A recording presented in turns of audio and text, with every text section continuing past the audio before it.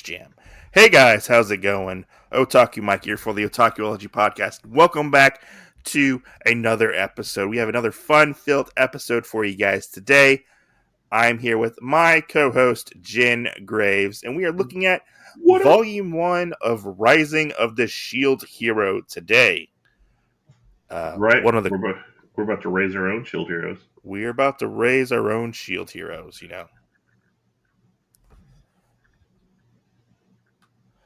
So, Jen, what is Rising of the Shield Hero?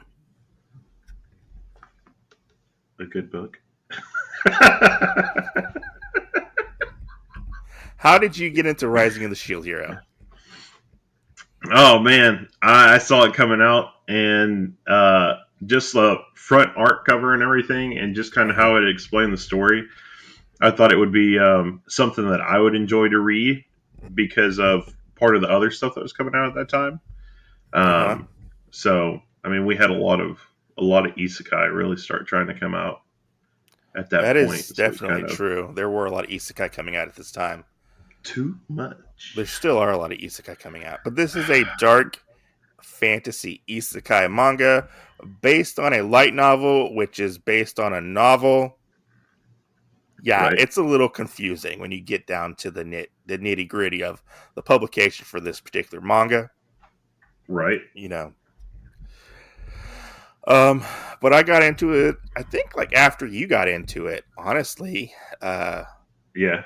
I heard about it through my work, and I kind of put it off eventually, and because I was at my peak isekai-ness for my isekai, Then you're like, hey buddy, how's this manga?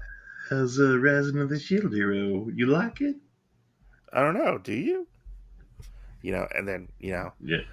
I was kind of, I don't know how to like. I don't know. I just put it off, and then I picked it up one day, and I was like, "Oh, okay. Let's look at this manga. Let's check it out," because I was starting to hear more buzz about it and stuff like that. Right. But let's get into this. What's the synopsis of this manga, sir? Let's see.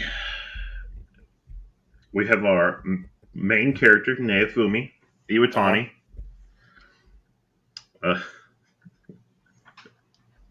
I'm sorry. I just had to think about it before when you were asking me how to say the last name. And you were trying to turn him into an African character. Watane. Watane. It'll be like Grace and Frankie. They have one on there. They call him Bud, and then you find out his name is Nawabuduke, and you're like, what the hell? So, anyway, our synopsis is Naofumi Iwatani. I'm almost going to say it again. Fuck.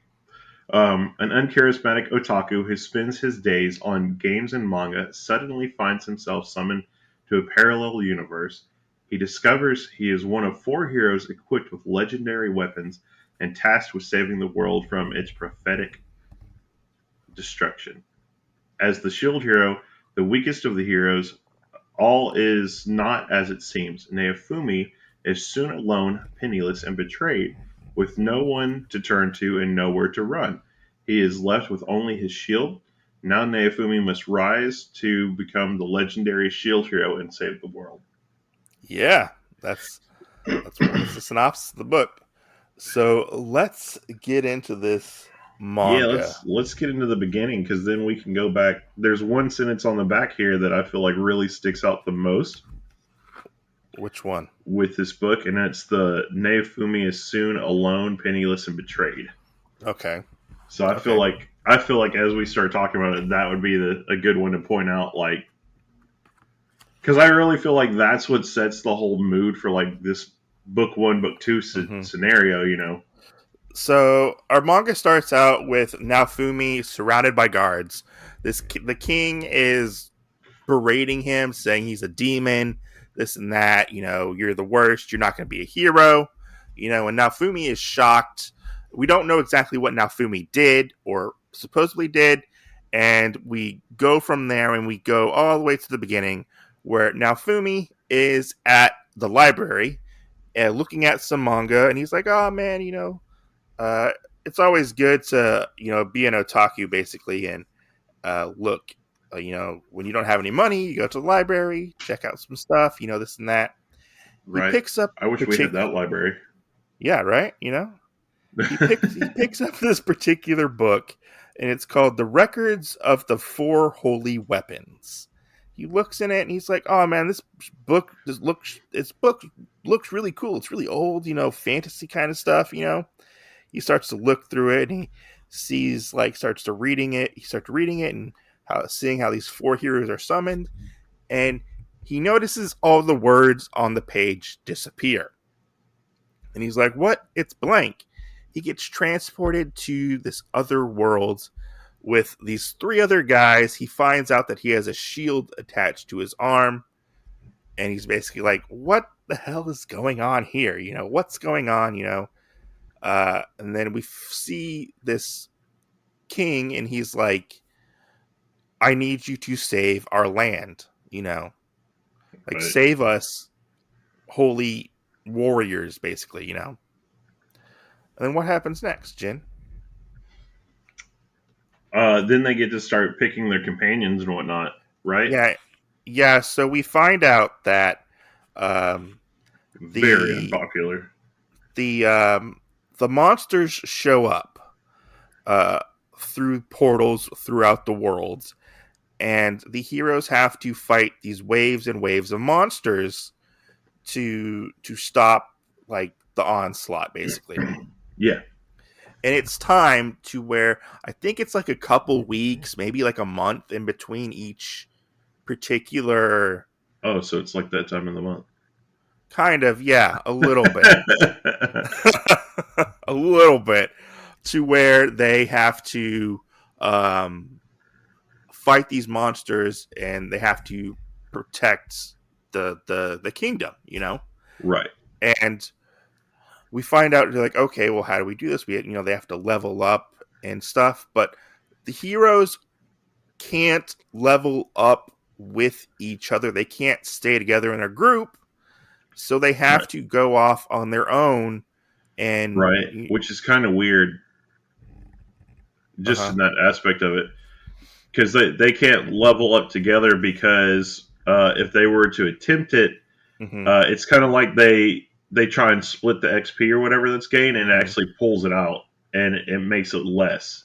So Yeah. it'd be like, oh, you're going to get like 100 XP or whatever, and then Hmm. it pulls it out because of how many heroes are around you.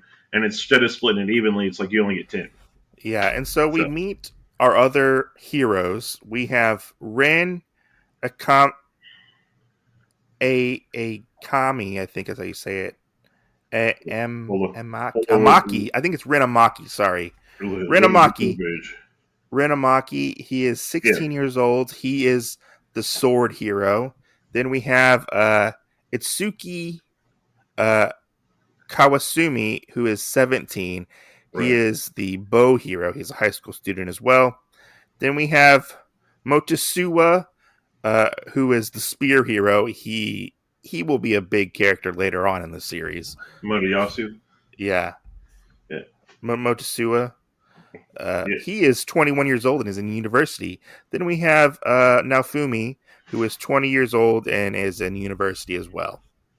You know, they right, kind of say who they are, what they're all about, and we get this really interesting conversation with them to where Naofumi sees his stats and he has this big thing pop up in front of him, which is really cool, which is almost like a video game kind of, yeah, with an RPG, and he finds out that all of his defense is put into his all his skill points are put into defense basically. right, He has some agility and HP and stuff like that, and so you get this really interesting conversation to where each character is like, oh man, what exactly is going on? Are we in an actual game? And we get this interesting thought process to where the other three think they're in a game. right, They're sucked into a video game, some kind of MMORPG, something like that, So their thought process is kind of somewhat different than Naofumi's. I think now at this time, Naofumi might also think he's in a game. I'm not 100% sure because they don't really say how the other characters showed up in this world Yeah. at this moment, you know? Well, I think he's the only one that really doesn't think like that it's a game, you know. Yeah. And I don't know if that's because of how he came into it with the book and us not knowing about the rest of them, but hmm But we move on from there to where uh, we we find out, and the king says, "Look, you guys are going to need companions, basically." And this is where we meet the other I don't know what you would call them, like sidekicks, kind of, the companions, the, fellowship the of some kind, companions, yeah, the companions, to where we have all these people in this room, and they're starting to pick who they want to go with. Nobody wants to go with Naofumi right? because the shield hero is like, I guess, not cool, because they've kind of established that they also had other Well, people take on these mantles as well previously. right, and I think part of it is because of the church. Yeah, the Church of the Holy Weapons. Yeah, I was just listening to you. Okay, so yeah, so now Fumi doesn't get anybody, and he's kind of like, I don't want to say like freaking out, but he's like, like he's basically like, "Fuck all y'all, fuck all Right, y'all. I don't need your help. This and that. Like I'm, I can do this on my own." And then we get the one of the people who went with the spear hero was like, "Okay, I'll go with you. I don't want to, think of him all alone. This and that. I'll help you out." And she's like, "My name is Mine. I'm not even So, gonna remember her name. her name's Mine. I think it is." And she's like, "Okay, I'll help you go on your journey. We'll go." And they go, and I'm because he has less people with him, he gets more money, yeah, which I thought was pretty cool. And so they go out and they buy some armor, buy her a weapon, and get geared up. And we find this. We meet the blacksmith of the town, and which uh, I have to say, I think the uh blacksmith is one of my favorite characters. he Honestly, show he shows up again and again. Like yeah, he's a recurring I think character. he's one of my favorite characters though, because like he seems kind of like just an old friend after like the first one with him and Naofumi's like reactions to each other, hmm and he's like, I like how he's always like Naofumi when he says, "Hey, can you do this?" Yeah. Then he's like, "Yeah, I can do that," and then he takes liberties of knowing like the other characters and stuff hmm in Naofumi's party to actually make the stuff as best he can for them in their Yeah. style. So And so we see Naofumi, and Naofumi, he goes to pick up a sword, and the sword like kind of like almost like shocks him, and yeah, he drops the sword, and this thing pops up, and he's like, "Legendary heroes can only use legendary weapons. right, They can only use their specific weapons. They can't use um, anything else." right. Which we at this point we haven't learned the special power of the weapons yet. So Yeah. And he's like, "Man, what am I going to do? I can't attack. I can only defend. What's going on here, So he's kind of bummed out, right, And Mine is like, "Look, we'll go and level up and stuff." And they go out to have this really funny interaction with they call them orange balloons, but they yeah. look like angry slimes from like Dragon Quest. I thought the same thing. They look like angry slimes from Dragon All, Quest, and we get this all funny, puffed up. all puffed up and like angry, Yeah, and we get this funny interaction where he's kind of doing all the work, like he's like holding down this slime creature, and he's like basically like punching it in the face, yeah, like repeatedly, and he gets like 1 XP. right. And he's like, "Oh yeah, we did it, good job, we leveled up," and And she's like, "Oh yeah, we did do it. We leveled up. It's so good. This and that. And they kind of get to know each other. This and that. They go back to the particular place they're staying at. I think it's like an inn, and we Yeah. see this thing. Like they go to sleep, and then Nafumi wakes up, and he's like, "I all my stuff is gone. Like what's going on? Where's my companion? All my Right. stuff is gone. Everything is gone. Everything is gone." So what happens next, Jen? Then we find out that he wakes up and goes to see the king, and that Mine has basically framed him of uh, of rape, and Right. Yeah. that she is basically trying to say that, give him a bad name, and basically stole everything to Hmm. trollop off and join the spear hero. Yeah. And so they basically they believe Mine. They believe her, and we get this interesting scene Because to well, where in this the part too that we learn that she's actually the daughter of the king no, as well. I think we learn that later. Okay, Yeah, you find out later on that like she's actually the king's daughter. So she's like a surprise! princess. Surprise, she's a princess. And they're like, "How could you? Like, this is despicable. You are the worst of the worst, like we saw before." And he's like, "No, I didn't do this. Like, I didn't rape this person." And Right. this was actually one of the two controversial things about this particular manga was the whole accusation of rape and stuff like that. How did you feel about that exactly Oh when man. when that came about in the story? Because that was pretty controversial over here in like the West. I don't know how Yeah. much it was controversial over like in Japan, Yeah. but it kind of Um. people said it kind of what was the word I was looking for? I don't want to say like promoted like rape culture, but it was something kind of like that. Yeah. Nothing really. I mean, I just really thought that that was a shitty thing that this character did. Yeah. Um, but I mean, you do have different people that, without anything happening, do say things like this. So, Yes, that is true. Like that is like a real event that does happen. People do get accused of rape, and right, sometimes they do get charged with something that they didn't do. right, Um, but it's really interesting to see this in this see it in a manga yeah, and to have the characters react to it because like we have the spear hero he reacts very much to this particular incident and he kind of carries this incident on for quite some time and about what happens with Naofumi and this woman.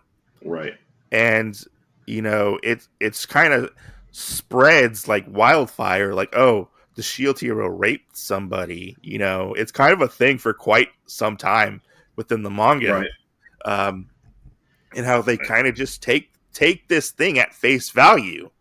right. Which, backing up to the synopsis, Hmm. Naofumi is soon alone, penniless, and betrayed. Yeah.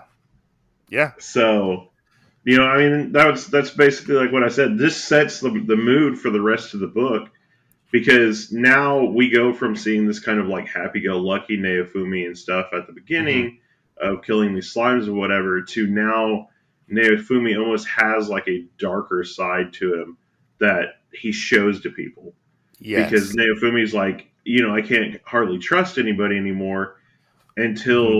until he kind of gets farther into it with his companion. And I feel like after that, he just shows his lighter side to them as Hmm. he gains them and whatnot. And then from there, we do see him light up a little more here and there about things. Here and there, yeah. but But we always have this cold streak that you'll see him talking to somebody, and most of the time he comes off as being rash and hard on them. mhm, But we have to remember, like, this is how he kind of was reared and raised in the beginning of this world when he was pulled into it. yeah, Of somebody day two basically screwing him over and doing all this stuff. yeah, very much I mean, so. Yeah, and so like he's like they're like, oh, you're a rapist. This you know, and your punishment will basically. I think at one point he tells them like, if I'm so bad, like kill me, like kill me, yeah, and they're like, we can't technically kill you, right, like. If we kill you, we have to kill. I think they say like we have to kill all the other heroes too yeah, to get new heroes.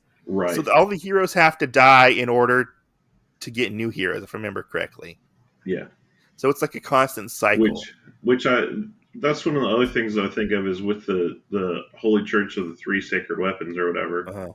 Um, if that was really one of the big reasons, I mean, I assume that it is one of the big reasons why nobody wanted to even chance it and believe him, especially having the princess as well.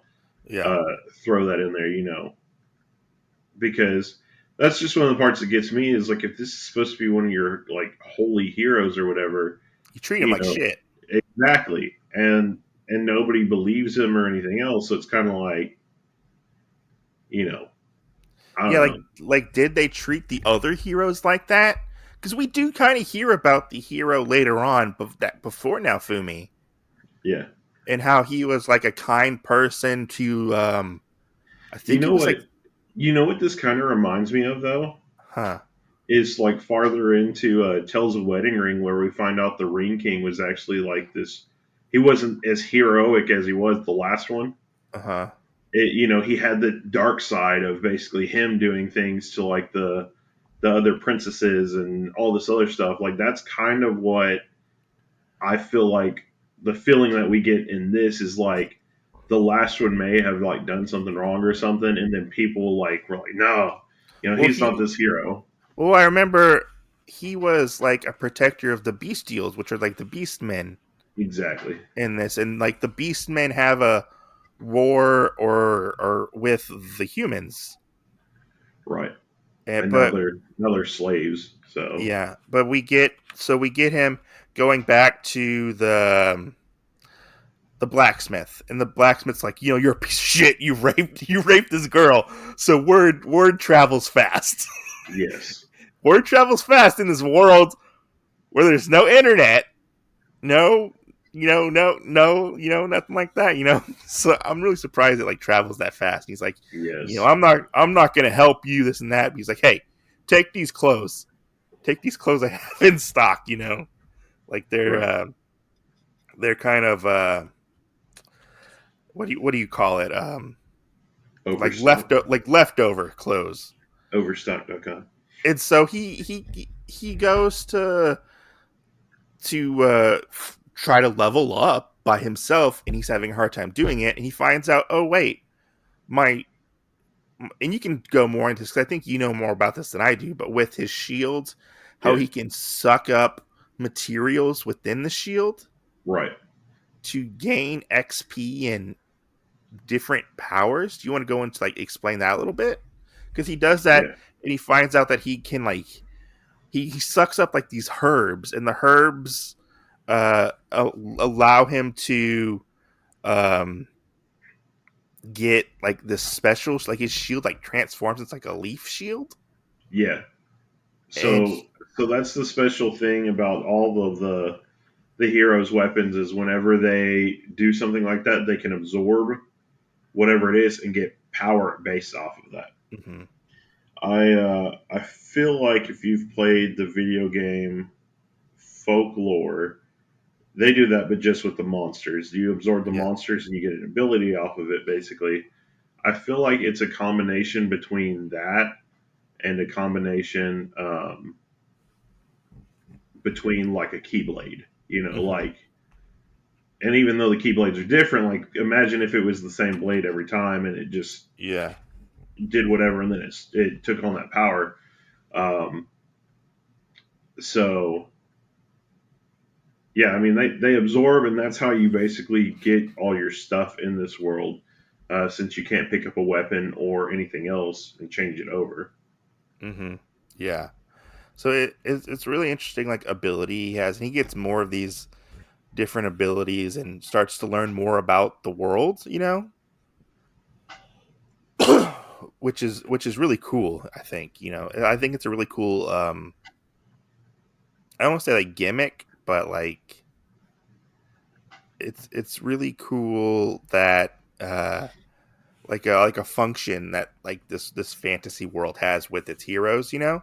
Yeah. Oh, I mean, and not only that, I really enjoy getting to see some of the shields that they come up with because Yeah. they're also intricate Yeah, they are.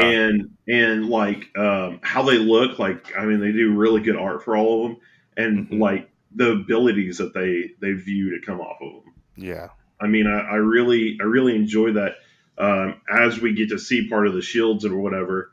Um, and especially later on in the book when we actually see him get into a big fight with one of the other heroes, we get to see this really quick, how fast you have to know your shields or your Hmm. weapon and what you can change it into and all this other stuff.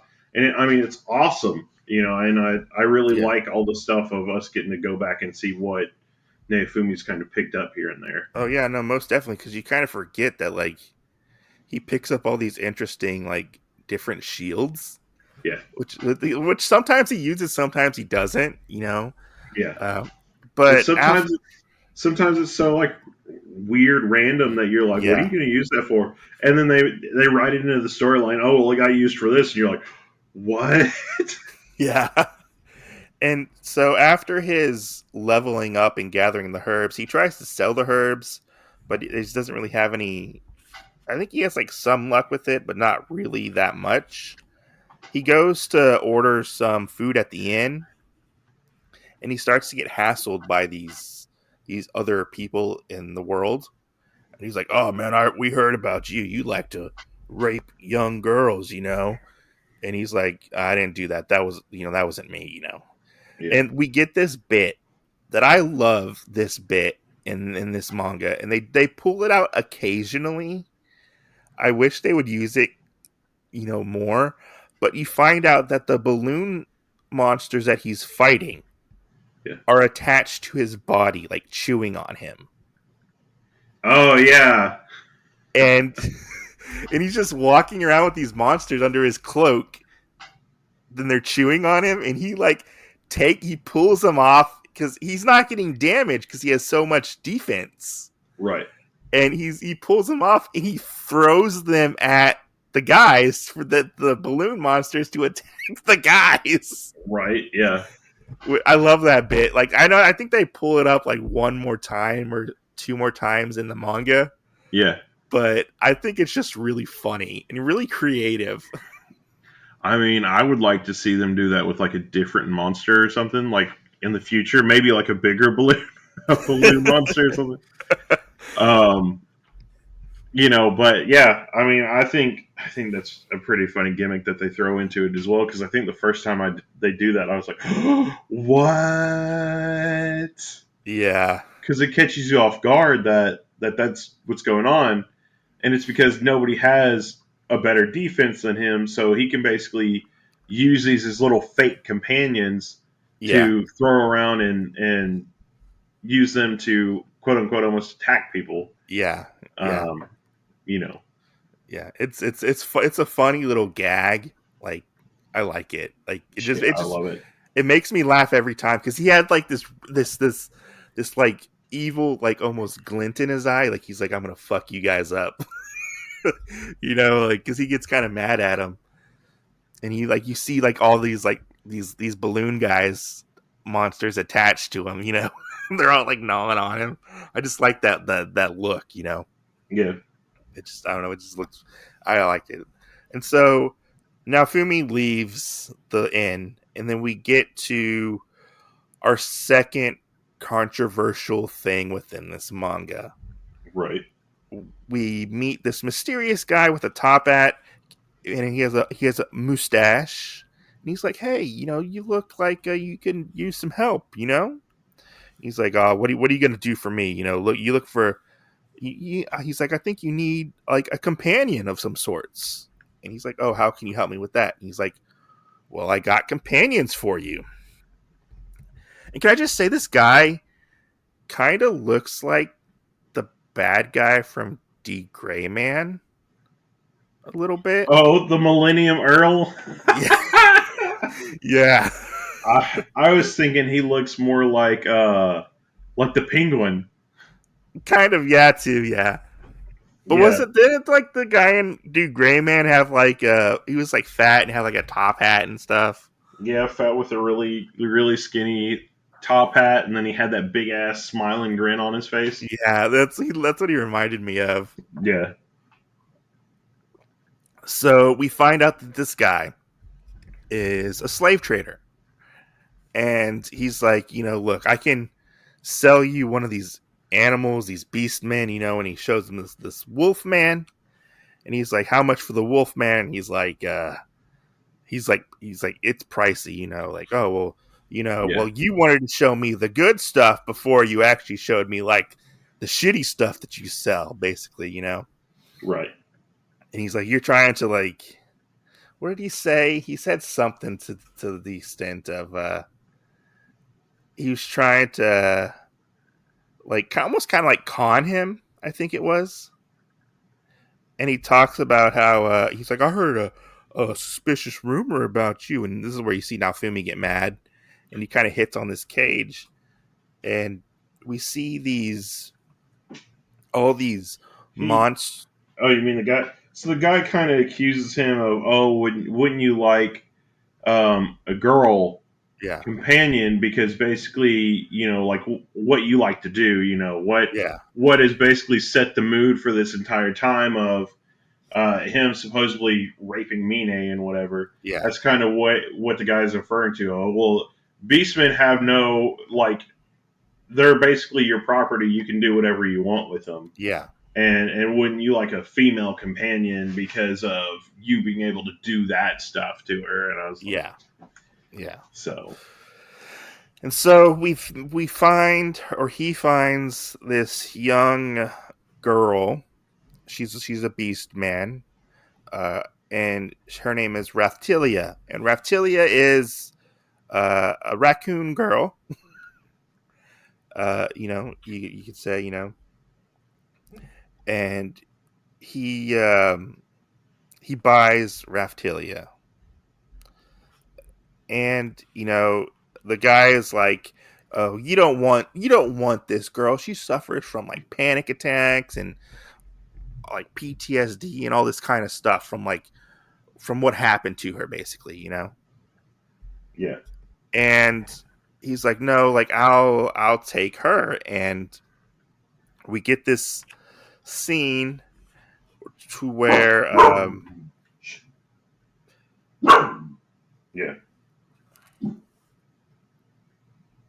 Because so I was lost so whenever you he were talking buys about. he buys Raphtilia, correct? Yeah, And they go to the blacksmith again they do. to buy Raphtilia some weapons and armor. Yeah, And we find out that Raphtilia has become his slave, and this is where we find out what exactly happens to where how they create slaves within this world. How did they do that? they put a binding spell on you, Hmm. and basically that shows the ownership and possession of it, and how they basically can't like screw you over. Yeah, and they have to do everything you say, right? I think they do to an extent. Or if they don't, it like shocks them or like hurts them, Yeah, right? yeah, And you see the process of her like basically being like branded on her chest, which yeah, looks very painful and just it's like very gut wrenching to see. yeah, Like it just looks like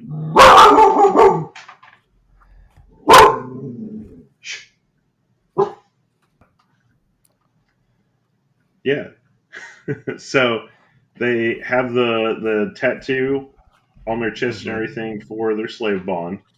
Mm-hmm. But yeah, I mean, I agree with you. I feel like it's kind of gut wrenching, especially for right now, like because what she is kind of looks like a child to us. Yeah. Because Beastmen actually like I don't want to necessarily say age, but they basically like grow older with their experience. Well, she is a child. Like when we first meet Raftelia, she is a child. Right. She's only like maybe like 8, 9, 10, maybe when we meet her. Like she's really young, you know? And so they I thought she was older than that. She just hasn't had any experience to make her body grow. I don't know exactly how that works, but I don't know. I, Stop I asking me, questioning me. I really don't know how that works. But they get her some gear, like some clothes, gear, sword, stuff like that, and um, And well, you I know, mean, then we get that special part that you like, where he raises his arm and there's the slime thingy or whatever, and yeah, the little balloon monster, and he's like, "Attack this thing right here!" attack this thing right here. And she's like, no, I don't want to attack it, and it's just, she's like, she doesn't want to like get violent and fight things, and she's very much like a child, Yeah, and like you find out that she's sick, and he makes her some medicine, and he tells her to drink it, and she's like, this tastes bad, I don't like this medicine, but he kind of like forces her to drink it, yeah, which is it's interesting aspect to the said manga. But then we get this really interesting scene where they're sleeping because they went out of adventuring, like yeah. trying to train, and we get Which this scene, yeah, the heartwarming scene. the scene where she's having her nightmares, Yeah, and she's you see like what is happening to her, how she was separated from her family from the monster attacks, and she doesn't know whether or not her family is alive, yeah. and she has like nightmares and PTSD from this, and he's like you see him, he actually does, even though he Do has you this. think anybody in the world knows what any of those that mental stuff is? I don't think so. I mean, especially since he was like, "Oh, all these guys have problems," you know. Well, I mean, like he said, the slaver said she had like anxiety, Yeah. so I don't know, maybe. So, but I mean, I do like the scene. We do get the whole thing where Naofumi basically like comforts her and hugs her and Yeah, everything. he's like hugging her, and like Um, he's like rocking her, like because you can see like she's like visibly upset about y- this. yeah. And I mean, Yeah, I really like that part. That's the stuff that we still see of the old Naofumi. Like he is hmm, very caring and whatnot, yeah, but we usually see that stuff towards his party members because he yes, knows he can trust them wholeheartedly versus the rest of anybody else that he talks to or anything like that hmm, because they he just can't trust anybody, you know. yeah, And yeah, he makes friends here and there and things like that, and it gets better. But I mean, like we kind of talked about, day two he was already screwed over, and so you don't know who you can trust and who you can't. yeah. No, that is definitely true. And then we get this scene to where Raftelia is playing with the ball, and he's like, "Oh, do you want the ball?" And she's like, "No, I don't want the ball. I don't need the ball. And he's like, "Are you hungry?" And she's like, "No, I'm not hungry." And he's like, "Why are you lying to me about this? Like, you can eat, you can do things, like we're gonna eat." So he like takes her to go eat, and she kind of pigs out and whatnot on this food. And he's like, "We'll have your Well, like two of your cheapest yeah, meals." I like that part too. And then she sees something and it's like really fancied up that the Yeah. kids meal thingy, Uh huh. and she sees it, she's like, oh, and he's like, we'll take one of those instead of the other one. Yeah. Can I just say though, when you're looking at the food, like looking at the food that they get, so they're in this fantasy world, Yeah, this medieval fantasy world. Why does all the cuisines look like they're just straight from Japan? I wouldn't even say that. I mean, Because you have I like the would big, say you have so. Yeah. you So you have like so the big shrimp. you have tempura shrimp. Yeah. You have Salisbury steak, Uh huh. basically, or Hamburg steak. Yeah. You have, which is darker, so I assume it's fried rice to an extent without It has a little vegetables and stuff flag in it. sticking out of it. Which I love. I feel like that's the stupid. This is the kids' plate because of that. Then Yeah, we it's have like we have spaghetti, I think, with tomatoes on top, maybe. I think so, and they're like And the weird gelatin pudding. yeah, and I don't know if that's. I couldn't tell the first time if that was like a cake thing, maybe. Uh huh. I would agree with you. I think it's like a gelatin, so it almost looks like flan, Yeah, yeah, or like and a whenever you read something like, "Did you eat my pudding?" yeah. Do you eat my That's what it pudding? looks like. But That's what it looks like. she's like very like apprehensive to like eat this stuff, and he's like, do I need to order you to like eat it, and she starts eating and she's like, oh man, this is good. You can see like the light like return to her eyes, like a child, that she's enjoying this particular food. And so they go out to adventure more, and to level Raftilia up basically. Yeah, And this is where Naofumi is holding a cute little bunny monster, yeah. He has and to catch it from her. yeah, he has to catch it for her. And he's like, "Look, I'm the shield hero. I can't fight. I need you to fight for me. This is what's gonna happen." Right. Which I do feel like it's a little dickish what he had to say about it, where Yeah, he's kind of like, you have to basically fight for me. If not, I can't like take care of you anymore. And yeah, it kind of forces her into, oh, I have to do this for him, yeah. And she's and like, her understanding it more now. yeah, she's like, "Look," she's like, "I'll help you, but like, please don't leave me." Like, she doesn't want to be alone. Right. But I think it's funny. Like, I didn't notice this beforehand, but they kill the bunny and then they eat the bunny. I don't know if I noticed that the last time around. Yeah, it's at the end of the chapter. They eat the bunny, which is funny. And Yeah. like he gives her more medicine to drink, and this is where we get Raftilia's backstory, where we find out that the Shield hero. He's talking about the her parents are talking about the Shield hero and telling her about the Shield hero and and Because saying how because he was nice the to the demi. yeah, Huh? because the shield hero was like their savior. Yeah, he was their savior, and he helped them out and stuff like that. And then this dog bestial thing, I think it was like a 3-headed dog, kills. Oh, he Yeah, actually does. it's just in the wave. Yeah, during this is it where during the wave he kills the parents. The parents end up dying. Raftilia has more of her nightmares, and this is where Nafumi gives her the ball, and he like kind of like pats her on the head and it's like, here you go, good job. Right. And we find more about Nafumi's new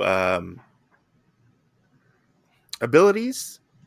He learns the airstrike attack Yeah. thing. What happens next? Then they find out that there is a creature that they want to go hunt down. They see some tracks that kind of look like dog tracks, Mm-hmm. and they are going down into virtually a mine shaft to go find this thing. Mm-hmm. Um, which along the way we do find some other stuff. We do find kind of the cheap thing that happens with these weapons and stuff as well, the legendary weapons, Yeah. because Neofumi does have like this pickaxe shield thingy, Yeah. which That one's funny. virtually just puts a pickaxe in your hand to use, and you're kind of Yeah. like, I thought you couldn't use anything else. Yeah. Why can't you? I thought you couldn't use anything else. What's going on? So, but we get a bunch of other stuff like that, materials, and we find out that's the thing that Neofumi is interested in. is Hmm. basically like absorbing whatever he can into his shield to Yeah. see if it will give him new abilities or a new type of shield or something like Hmm. that. And then while they are doing that, he gets a little too overzealous for himself, I think. Yeah. Um, and we have that dog monster that comes out that they actually Yeah. saw the tracks for. The two-headed dog monster comes out, starts attacking them, and they barely get away from the Yeah, dog monster. And this is where Raftelia starts to like remember the dog monster that killed her family.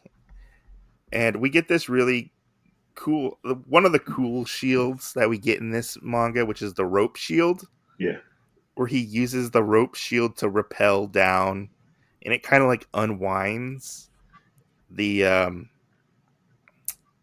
particular the shield, like unwinds like with the rope, yeah. which I thought that was really cool.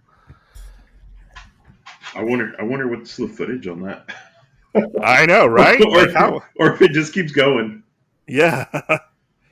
And then we get more talk about Raftilia's parents and what actually happened. And Naofumi tells, no, Raftilia tells Naofumi what exactly happened to her and what's going Yeah, on, and you know? why she freaked out with this creature? Yeah. And you see this scene where the dog shows up and he's like, come on.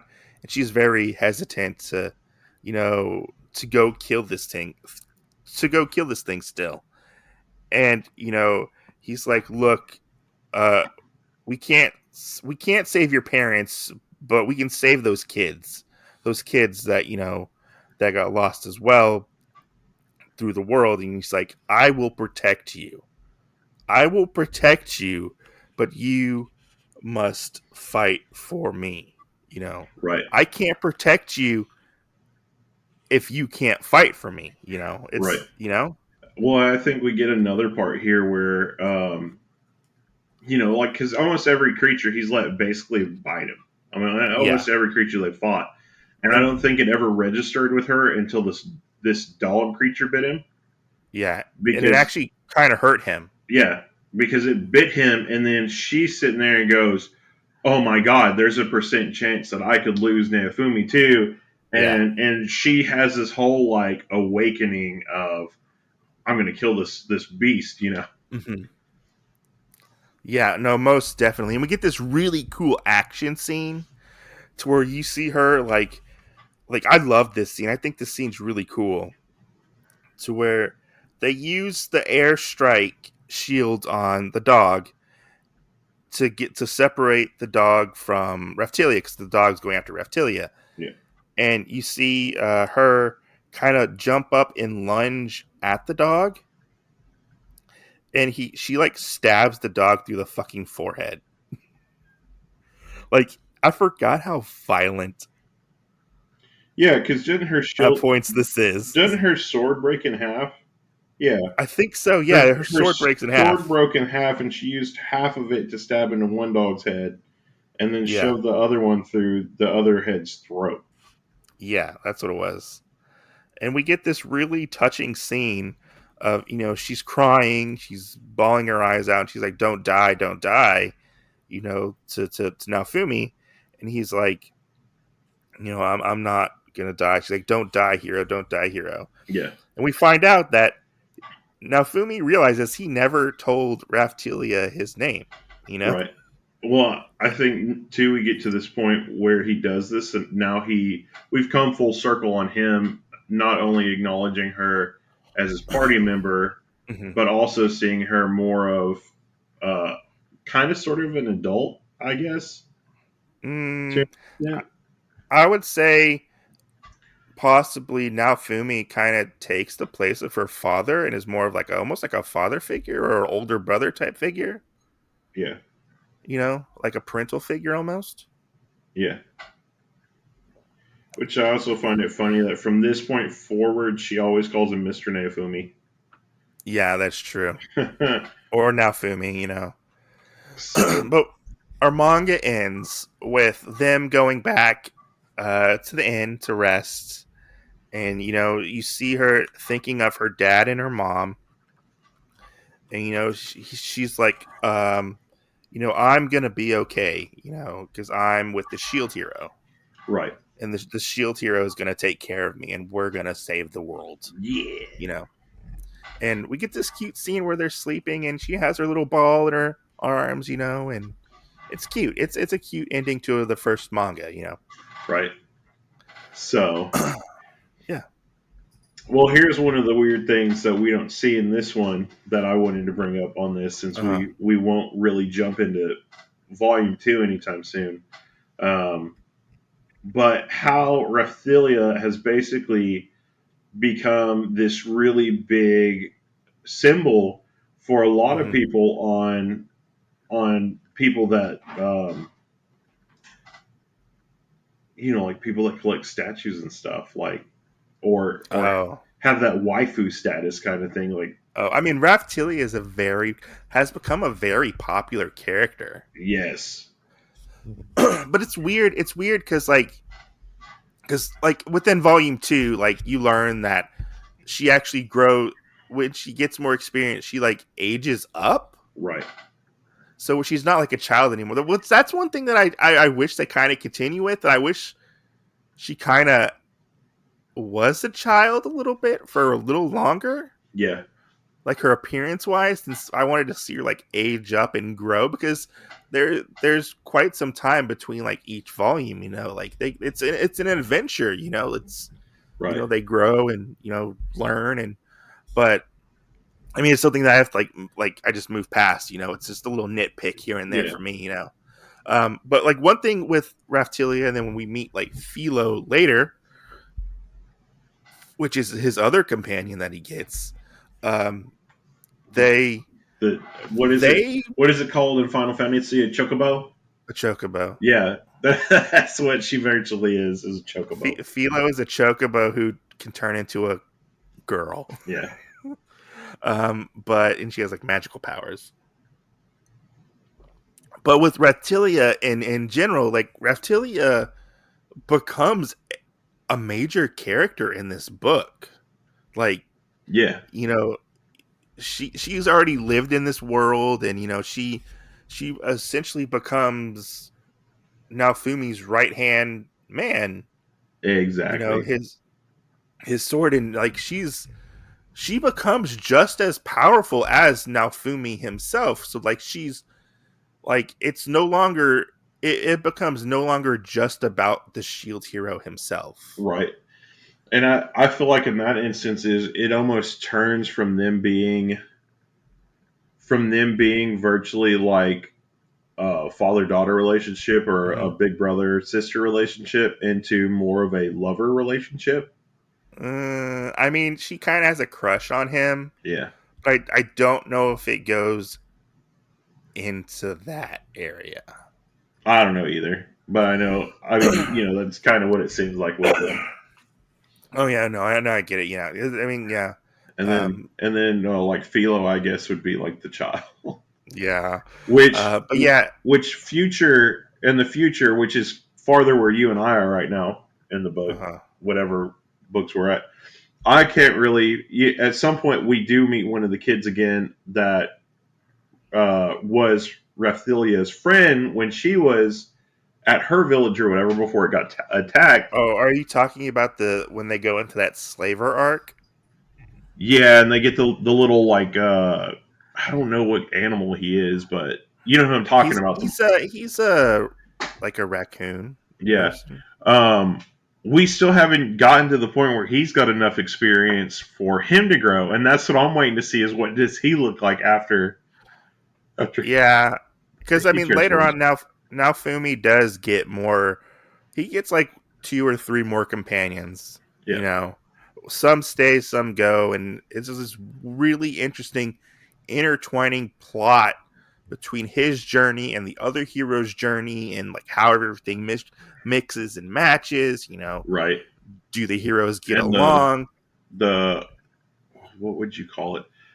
So like all these people are his companions, and then everybody else is. I guess it would be like almost forming an alliance, maybe. Yeah, kind of like there's like so many. Because when we start having these waves now, you Mhm. basically have whenever. you become friends with people, then you can almost extend out like some kind of a little olive branch to them. And Yeah. whenever uh, the waves come, you instantly get transported to whatever area it is. That's what Yeah. happens with the Shield heroes, and all these alliances that you make now get transported there with you. So it's actually pretty cool in that aspect of how Yeah. those happen. Like his like Philo and Reptilia and them are just as important of characters as Naofumi is.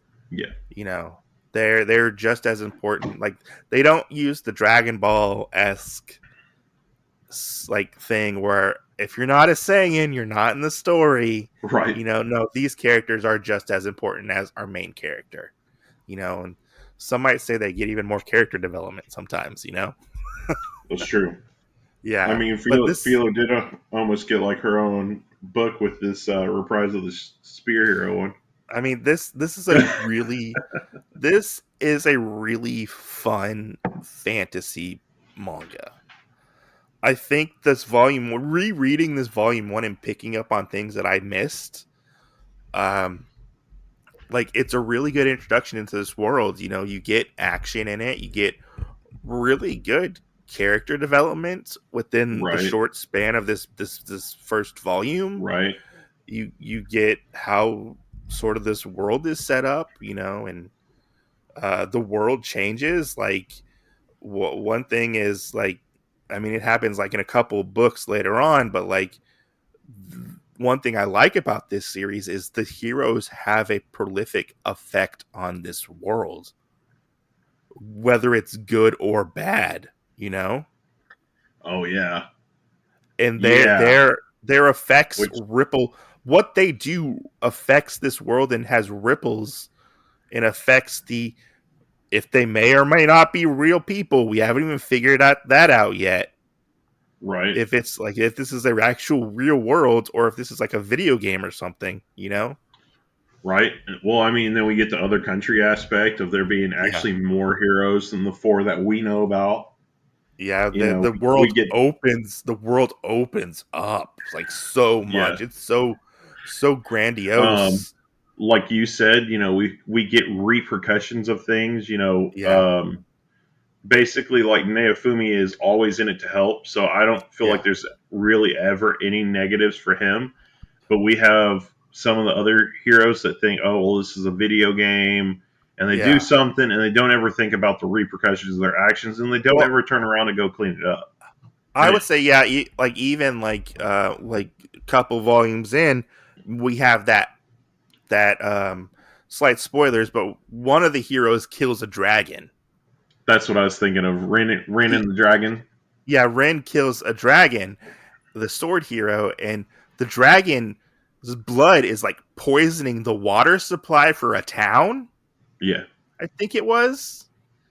And now Fumi has to go clean up his mess for him. yeah, And Ren was like, I don't fucking give a shit. None of this shit matters. None of these people matter. yeah, You know, like, and now Fumi's like, no, like, these people matter. This matters. You know, right. it's like a life or death scenario when it comes to this, you know, and even I would love to get into the second book and talk about the second book on a different podcast because the second book is the second volume is even better than this volume, you know. Right. But I do like this is one of my favorite reads, but I do feel like there are times within this series where my interest does kind of wane a little bit, and I'm like, okay, guys, come on, let's move this story along a little bit, you know. There are some times with like info dumps where I'm like, come on, let's go, you know.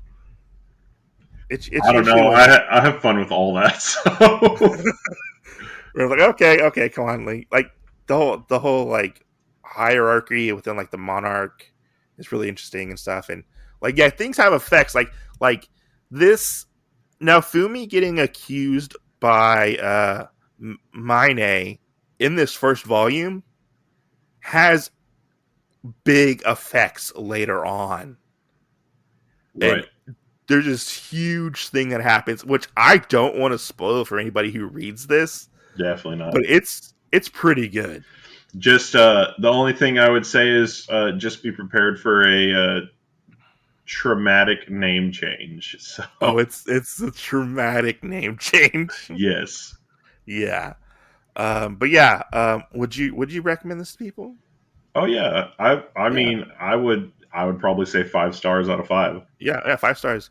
I would recommend this or even the light novel if you can get a hold of it. Like whatever your preference is, light novel, anime, manga. This story is really good. It's. I mean, with a lot of isekai manga, I have noticed like a lot of them are kind of generic. A lot of them are kind of like almost wish fulfillment. And now Fumi is one of the only other three characters that I've seen that actually does have development and has a fleshed out character This is true. within like all the isekai manga that I've read. You know, Right? yeah, and it doesn't like.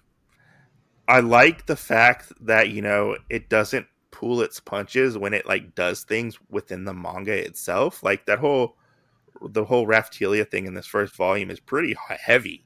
It's Right. pretty heavy to deal with. Well, I mean, even the Mina thing, Yeah. I mean that's two things starting out that I feel like it's it's a challenge because one thing with slavery and then the other thing with the whole thing with Mina and whatnot Hmm. is you find out that those are things that you have to overcome, and you do find out like with the Mina thing that Neofumi has to overcome that himself.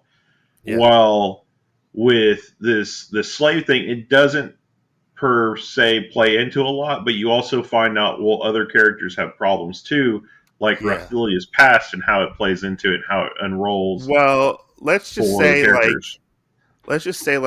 with like the spear hero Motosua, he has a hard he I think he has like a hard on for like Philo and maybe Raphtalia, but he like Oh, fucking white knights. his is just Philo. He white knights the fact that like Raphtalia is like a slave.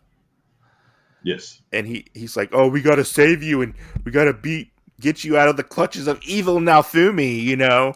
And she's like, "Mr. Naofumi's fine. Like he's not like a horrible person." And like he just doesn't like grasp that situation. That Yeah.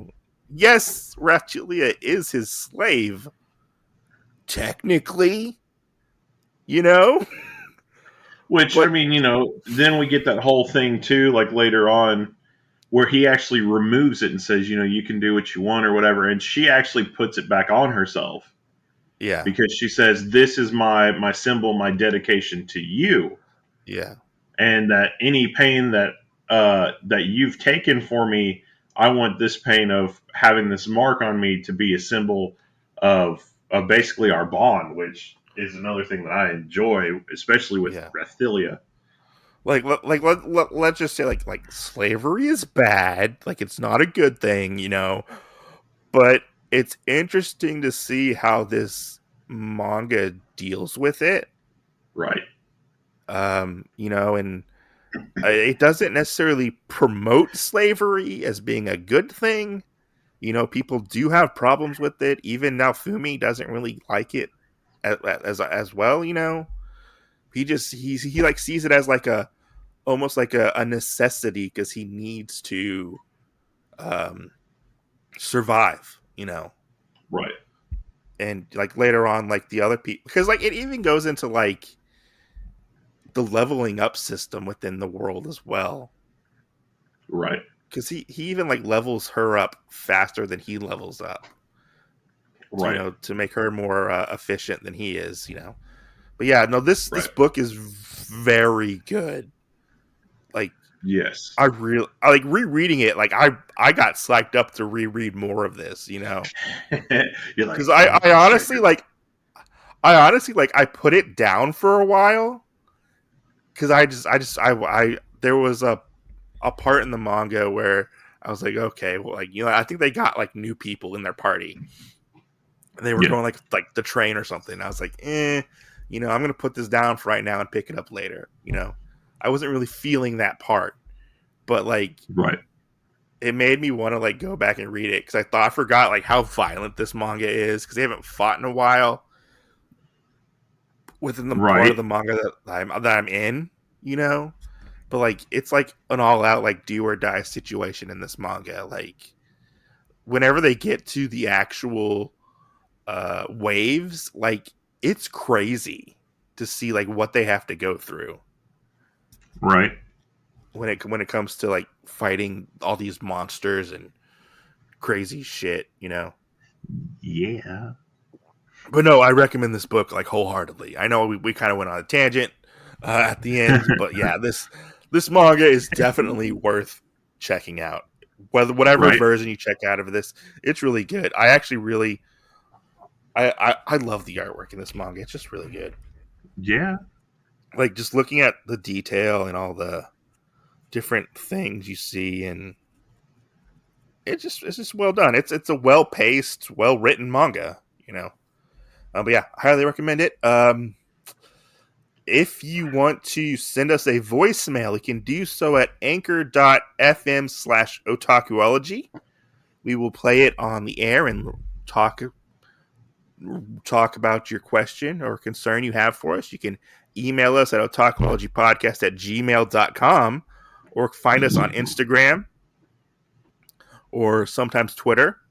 Jin, where are we located now for our podcast so people can find us? Everywhere.